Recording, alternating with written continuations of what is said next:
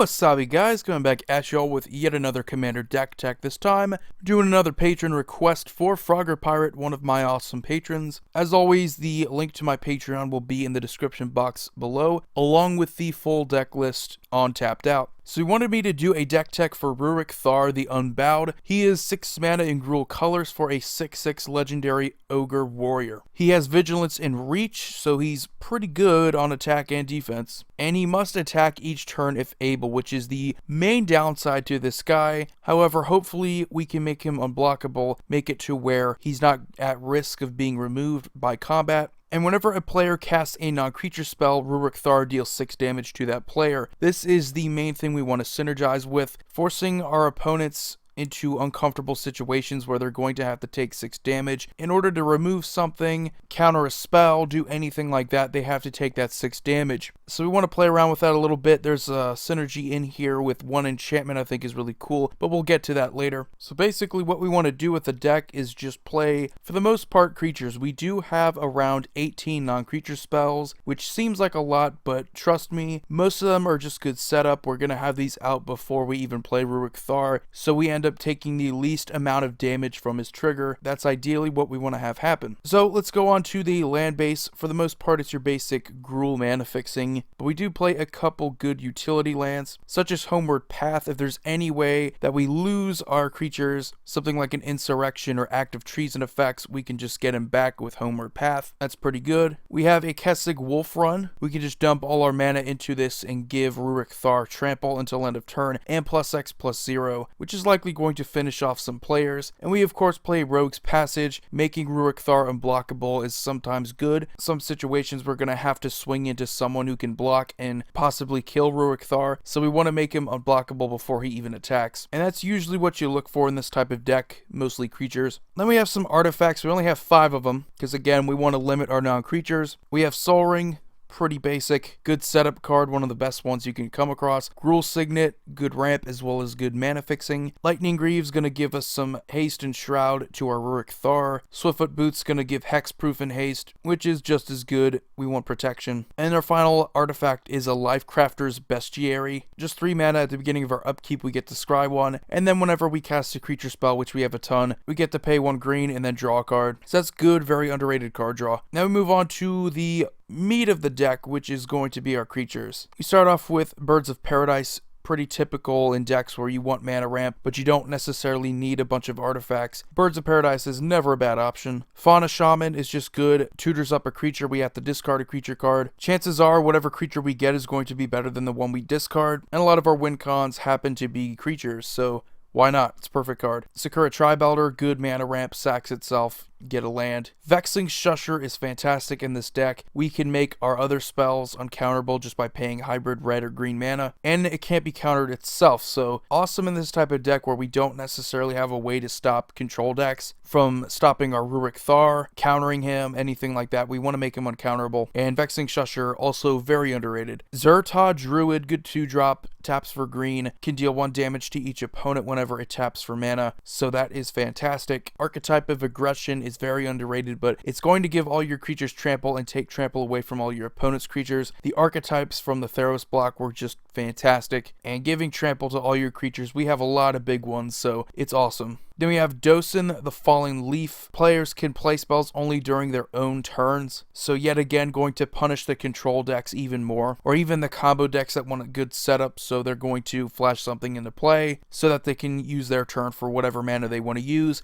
Nope, you have to do it all on your turn. Very good at punishing them. Eternal Witness, again, you want your creatures to kind of do something that would make up for a lack of non-creature spells. This is one of them that kind of does it, and usually going to be in green decks anyway, but good to get something back from our graveyard. Then we have Farhaven Elf, going to get us a land from our deck, tapped, pretty good. Fierce Empath, going to allow us to search our deck for a creature with converted mana cost 6 or greater. We have a ton of good creatures, a ton of win cons that are 6 or more, so that's usually going to be a good card if we can get it out. Then we have Heartwood Storyteller. This card is awesome. Whenever a player plays a non-creature spell, each of that player's opponents may draw a card. I love it for group hug as well, but in this deck it's even better because it's all about punishing your opponents who want to go that control route, or even storm off. If they decide to storm off, you're just going to be drawing a ton of cards. It is truly fantastic. We have Manglehorn. Again, we want our creatures to kind of pick up the pieces. Since we're not playing a lot of removal, we want to have some removal. This is going to destroy an artifact, and it's going to make their artifacts come into play tapped, which is very underrated, and one of those cards I think is going to see more commander play as we continue brewing, continue building different creature-based decks. It is pretty good. We have a better version, though, in Reclamation Sage, going to destroy an artifact or enchantment upon entering the battlefield. It's good to hit 2 different permanent types, so that's why Rec Sage is usually a go-to in these types of decks where you don't want to have a ton of non-creature based removal. We have Selvala, Heart of the Wilds, 3 mana. Once you get her out there though, you get a good card draw engine. Most of the time, your creatures are going to have the greatest power when they enter the battlefield, so you're going to get a card draw whenever that happens. Your opponents also get one too if they have a creature that's bigger, but hopefully they don't. And then you can pay 1 green and then tap her to add X mana of any combination of colors where X is the greatest power among creatures we control. Ruric Thar is 6, so that's 6 mana easily. Pretty good. Wood Elves, same thing as Farhaven Elf, but a little bit better because they can get a forest and it enters the battlefield untapped, which is cool. Yavimaya Elder, going to get us lands from our deck, but also we can sack it and then draw a card, so we get advantage there. Brilliant card. Anger is also pretty good. Something we can just throw at our opponents. If they block it, kill it. It's in our graveyard. All of our creatures have haste because we're likely also going to have a mountain. Pretty good card. Mina and Den, giving us an extra land drop. Also has an activated ability of 2 mana, and we get to return our land to our hand, and then target creature gains trample until end of turn, which is not terrible, but we mainly want Mina and Den in here so that we can get extra land drops. Pretty decent. Nylea, God of the Hunt, is a good 6/6 indestructible. Hopefully we have Devotion, but if not, all our creatures just have trample, and the activated ability can give a +2/+2 buff to a creature, which it's not that great, but it's something. And then we have Oracle of Moldiah, pretty much like Mina and Den. Gonna get us some extra land drops, but it's even better because it's off the top of your deck,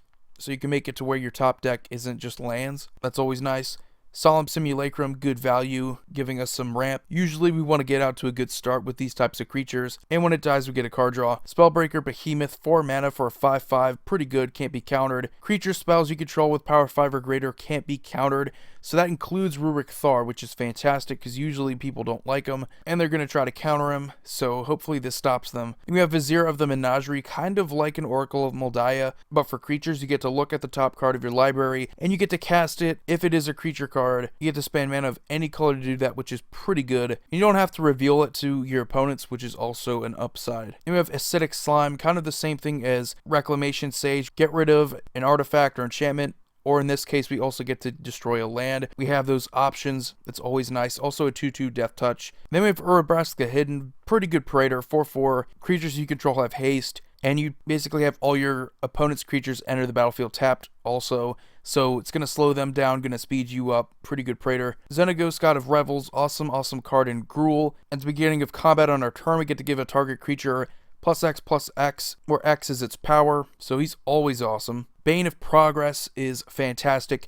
Again, we want to focus on getting removal out of our creatures. This entering the battlefield is going to deal with every single artifact and enchantment, and you get a +1/+1 counter on it for each one destroyed this way. And like I said, we don't have that many non-creature spells, so this is going to mainly affect our opponents, which is why it's just so brilliant. You have Green Warden of Marasa, basically Eternal Witness ×2, because whenever it would die, we then get to exile it and return a card from our graveyard to our hand again. And it's a decent sized body, so no complaints.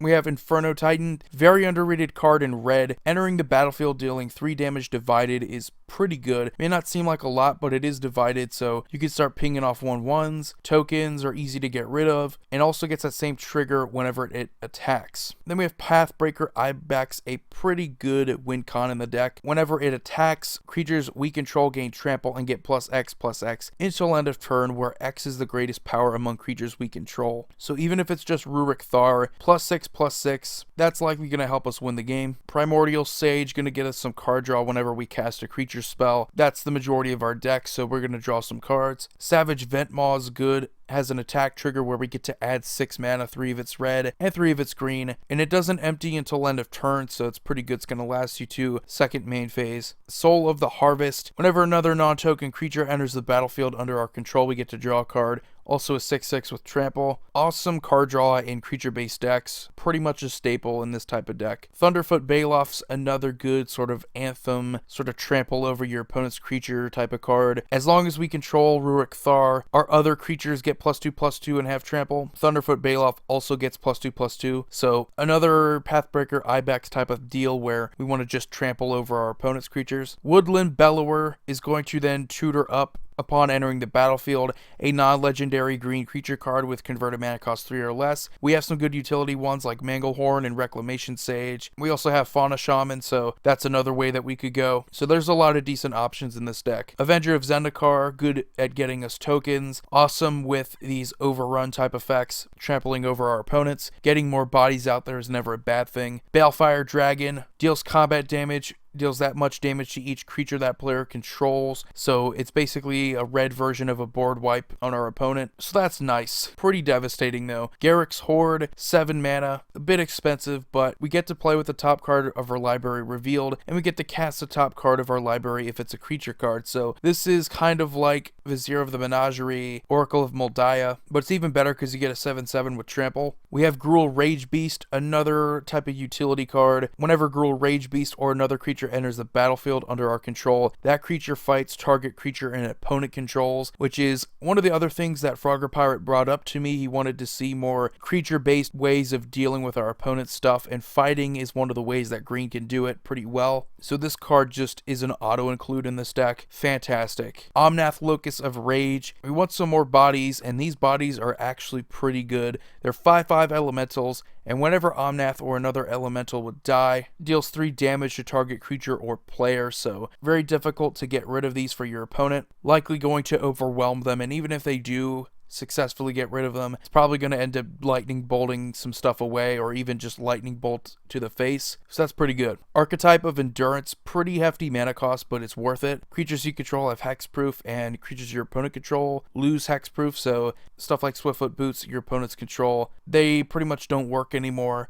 Awesome card. A lot of Voltron commanders are dependent on getting hexproof. Doesn't take away Shroud, so it's the only downside, but still pretty good. We have Craterhoof Behemoth, one of the biggest win cons in green in Commander, but also pretty good for this deck. We have some ways to tutor it out, but hopefully we don't have to take too much damage from Ruric Thar by using non-creature tutors. So once we do play it though, enters the battlefield, creatures we control get +X/+X until end of turn, where X is the number of creatures we control. They also gain trample, so that's what's going to do it. That's what's going to win us the game. Pretty awesome. Stonehoof Chieftain, 8/8 trample indestructible for 8 mana.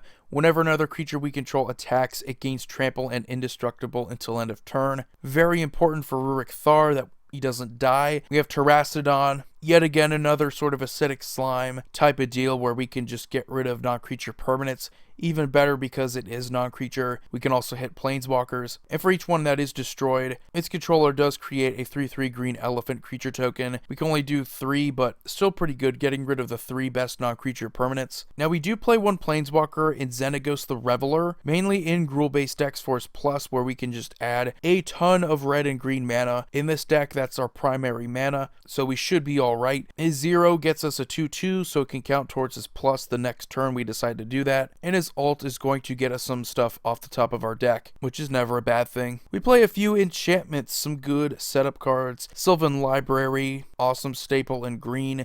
Asceticism, going to give our creatures hexproof, which is also pretty good for Ruric Thar. We can also pay 2 mana to regenerate target creature, which is also going to be good if we want to save Ruric Thar. And then we also play Possibility Storm. This was the card I was talking about earlier at the beginning of the video. Whenever a player casts a spell from his or her hand, they exile it, and then they exile cards from the top of their library until they exile a card that shares a card type with the first one that we exiled. That player then casts that card without paying its mana cost, and then put all the other cards that were exiled on the bottom of the library in the random order, which is awesome with non-creature spells. Ruric Thar is going to deal 6 damage each time they cast it. The important thing here is that it is cast, so the first spell that they cast, even though it's exiling, it's still technically cast. So it's going to deal 6 damage to them, and then whatever they get is going to be also a non-creature spell, because that's how Possibility Storm works. It's going to deal 6 more damage to them, so 12 damage just to get out whatever you wanted to get. It's a pretty steep price for just trying to get rid of Ruric Thar. Awesome card. We have some sorceries. We have 7. Vandal Blast, going to destroy all artifacts we don't control, because there's no way we're not going to overload it. But if we don't, we just pay 1 red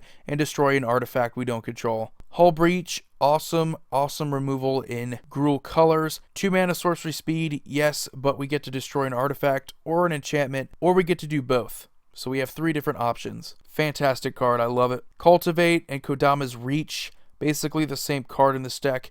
Going to get us 2 different lands, which is important. We don't want to miss land drops. It's also going to ramp us up 1 because it does put 1 onto the battlefield. Brilliant cards, awesome staples in green. Eldritch Evolution, one of the ways we can get out a Craterhoof Behemoth. If we want to sacrifice our Ruric Thar, then we can search a creature with converted mana cost X or less, where X is 2 plus the converted mana cost of the sacrificed creature, which Ruric Thar 6 plus 2 would end up being 8. So we can then get out our Craterhoof Behemoth and likely win the game. That's definitely worth 6 damage. We also play Decimate because it's also pretty good removal in a multiplayer game. There's likely going to be an artifact, a creature, an enchantment, and a land to choose from, so hopefully it doesn't just stay dead in your hand. Tooth and Nail, don't like doing it. It's usually a win.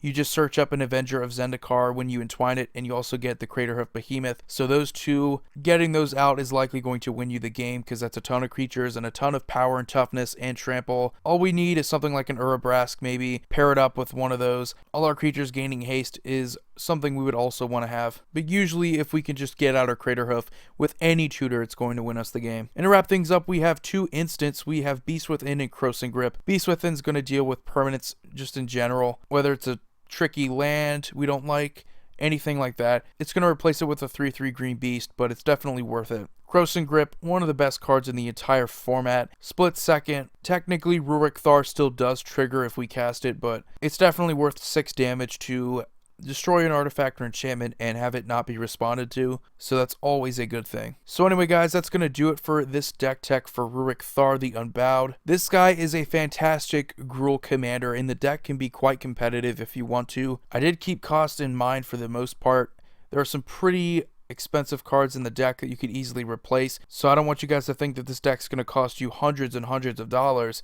Maybe just a few hundred as is, and then take some cards out, maybe make it a little bit more budget. You can easily make it $150, maybe $100, but it's still a pretty good deck. Going to punish a lot of the decks that are at the top of this format, I would say. Combo decks, aggressive storm builds, stuff like that, which just dominate any game. In order to do that, they have to first deal with Ruric Thar, or else they're going to be taking 6 damage each time they want to cast a cantrip, anything like that. Just a fantastic card. It's exactly what you want in Gruul because you can't compete straight up with control. You just can't. You need a way to punish them, and this is a way to do it. So anyway, hope you guys enjoyed it. Hope if you don't know about Ruric Thar that you play him by now, because he is a fantastic commander option. Want to thank Frogger Pirate for the request. As always, the links will be in the description box below if you want to check out my Patreon or the deck list on Tapped Out. But for now, you guys have a wonderful day.